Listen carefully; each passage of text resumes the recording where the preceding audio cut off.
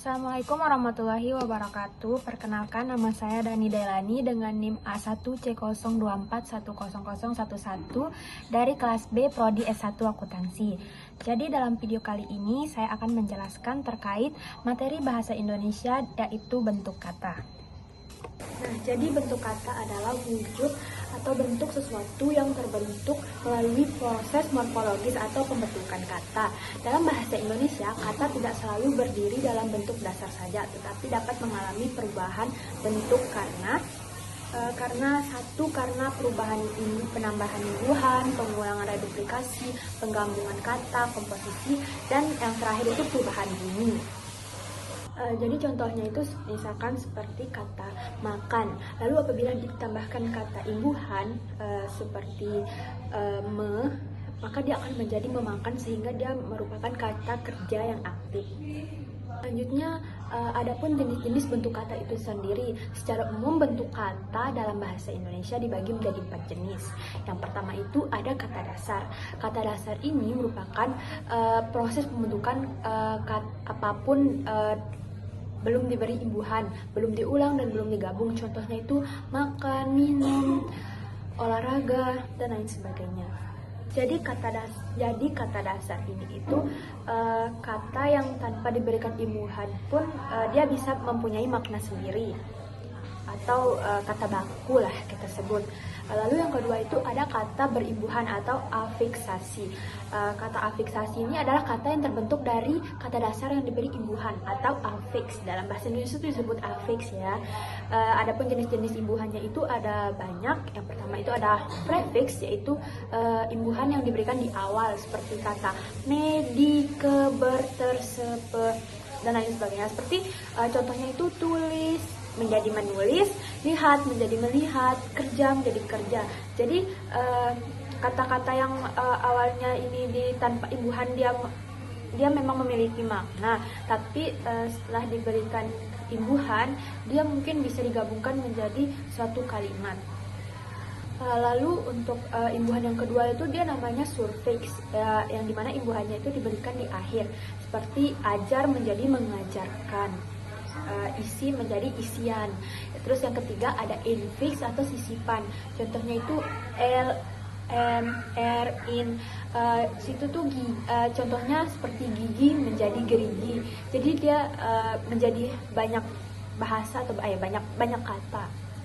Lalu yang selanjutnya itu ada konfiks, yaitu awalan dan akhiran. Jadi itu dia ada imbuhannya di awal dan ada imbuhannya di akhir.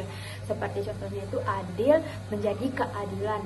Adil itu ada di tengah nih kata bakunya. Imbuhannya itu ada di awal, yaitu ke, dan di akhir menjadi lan.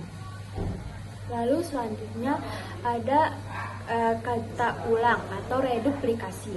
Kata ulang adalah kata yang dibentuk dengan cara mengulang kata dasar secara sebagian atau seluruhnya. Jenis-jenis kata ulang itu yang pertama ada ulang seluruh, contohnya rumah-rumah, anak-anak. Yang kedua ada ulang sebagian, contohnya lelaki, tetamu, tetamu. Yang ketiga contohnya itu adalah ulang berbunyi, seperti sayur mayur, bolak-balik. Lalu yang keempat itu ada ulang berimbuhan, contohnya itu berlari-lari, perjuangan, seperti yang biasa kita dengar ketika proklamasi seperti itu. Lalu selanjutnya ada bentuk kata itu kata majemuk, yaitu ini yang keempat ya, kata majemuk atau komposisi kita sebut di dalam bahasa Indonesia. Kata majemuk adalah gabungan dua kata atau lebih yang membentuk satu makna baru. Contohnya itu meja makan, rumah sakit, tanggung jawab, kerjasama.